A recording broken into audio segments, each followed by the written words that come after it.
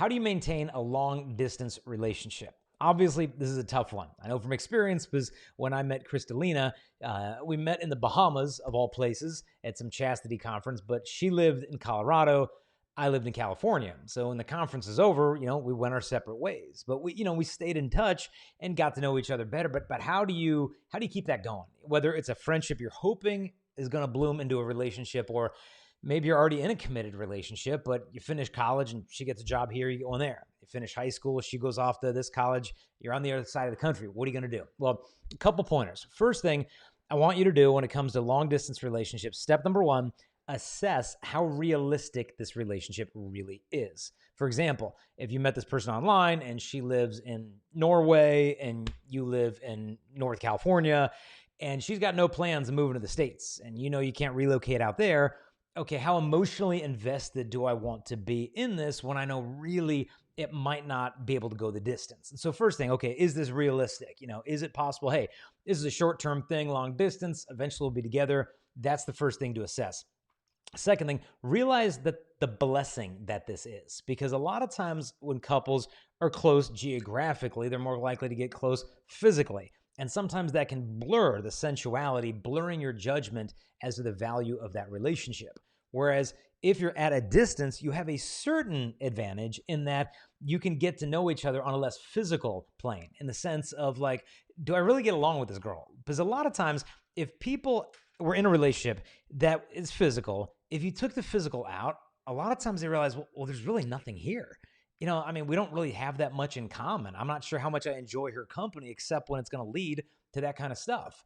But when that isn't even on the table, so to speak, and you really can get to know each other on a spiritual level, intellectual, as a friendship, do your personalities click? A lot of these things become obvious if you're just communicating over the phone through a long distance relationship. So there's a bit of a blessing in that it gives you that clarity. Do I really like this girl's personality? Does she bring out the best in me? A lot of that stuff you can see with a little bit more clarity. Now, what do you do, though, to deepen this thing? One, because physically you can't be close, deepen other forms of intimacy. For example, intellectual intimacy. Read good books together. Like, hey, I'm reading this one. You want to read that one? Then we'll talk about it. Or let's read this book together and chat about it. So intellectually, you're growing. Spiritual intimacy, deepen that as well. One way to do that is to say, hey, let's set a time each week that we're going to be in prayer together. Maybe it's like, okay, we're going to do a 9:00 at night holy hour on Thursday nights. And she's at her college and you're at yours. And, you're not face to face, but you're before the Blessed Sacrament together, miles and miles apart. It's a different form of intimacy, but there's other ways to connect. And so intellectual intimacy, spiritual intimacy. And when you do talk over the phone, this is point number 4, I'd say, don't overdo FaceTime. And what I mean by that is sometimes people in long distance relationships are getting online and it's just endless conversation. There's almost no room for the relationship to breathe because every night we've got this 3-hour FaceTime thing that goes on. Absence makes the heart grow fonder. And so think outside the box for ways to connect with her. Write her a letter, like a physical letter. The stamp goes in the upper right-hand corner. The return address label goes in the upper left. I know it's been a long time. Might have written a handwritten letter. Write it. Write her a letter. Tell her about your day. Tell her how you're looking forward to seeing her again. Trust me, she'll cherish that thing when she shows up in her mailbox. Like, oh, wow, he wrote me a letter. The thoughtfulness is going to mean a lot to her. You can create a little vlog, a little video of your day. Driving over, hey, honey, I wish you were here. I'm doing this, and here's this thing I'm doing. Just making her part of your day, then sending her that. And she'd like that. I had a cousin once who was in love with this girl. They grew up kind of together. And then she moved off to New York, and then he went out to Florida. He was in the Navy, and he knew that she had this favorite ice cream that apparently she couldn't get there in Manhattan, and so he ended up finding the ice cream wherever in Florida, and then he wanted to ship it to her in the middle of the summer. So she got a surprise package of ice cream. And so he finds this thing, and he's a bit of an engineer. He's a nuclear physicist for the Navy, and he builds this airtight box with, dry ice and all the stuff to keep it frozen and tinfoil, whatever. And he ships this package to her. So it might take a couple days in the mail, but it's still gonna be frozen when she gets it. Now, the problem is I think he put the wrong zip code or whatever on it. So by the time she actually got this thing 2 weeks later, it was melted. It was moldy. It was breathing and she opens, she's like, oh, this she asked, like, Brendan, why would you do that to me? That's horrible. So it kind of backfired, but you get the point. Like, think outside the box. It doesn't always have to be FaceTime all the time. That's the only way we can connect. Think outside the box, write her a letter, do something special. Fifth thing that you can do, long distance relationship, work on yourself. And I don't mean just working out more so the next time she sees you think, oh, wow, we really got in shape.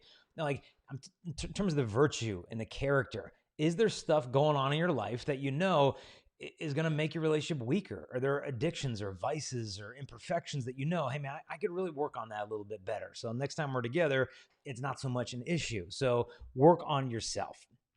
And then I think one of the last things I would say is when you do get to see her again, try to avoid the slingshot effect. And what I mean by slingshot is you've spent so much time far away from each other that when you finally do get to see each other, a lot of times you want to make up for lost time and you end up getting a lot more physical than you should be.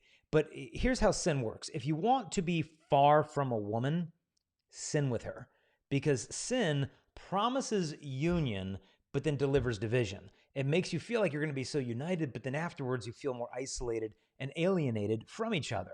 And you might think, well, I'm pretty sure this girl's going to be my wife. Well, here's the deal. If you're dating her, I can tell you 100% she's not your wife. She might be your wife a year or two from now or whatever, but right now she's not. And so you don't want to express forms of physical or sexual expression that are appropriate only within marriage. And so fight to keep this relationship authentically pure. And that doesn't just mean these hot, passionate makeout sessions, but you don't belong in her bed, even taking naps together.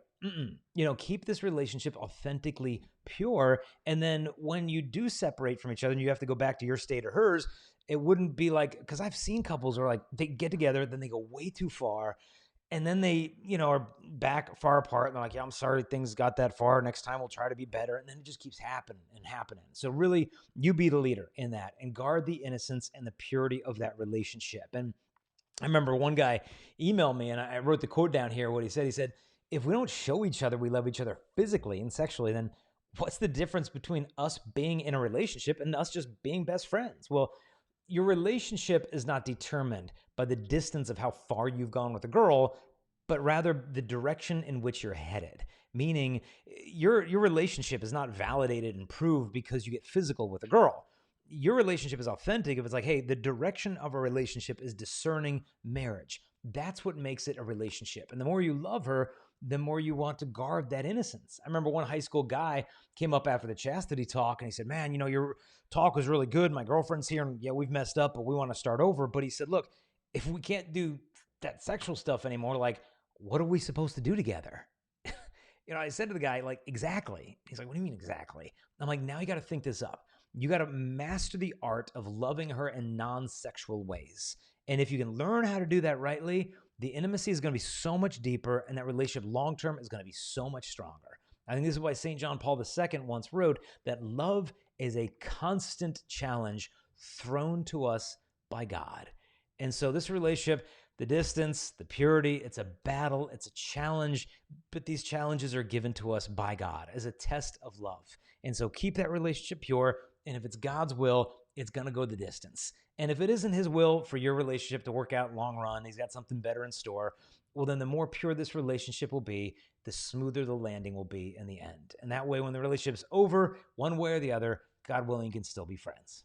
Hey there, I hope you enjoyed that little clip, but if you want to see the whole episode where this came from, just click the link here. And in the meantime, we want to invite you to help us share this message, and there's a couple things you can do real quick. Number one, if you like or comment or share this video, YouTube will actually show it to more people. Also, don't forget to subscribe, hit the notification bell. We release videos every single day, and you'll be notified as soon as those come out. If you want to help us also to spread this message, you can support us at patreon.com/Jason Evert. That helps us to create these videos and show them to the whole world. God bless.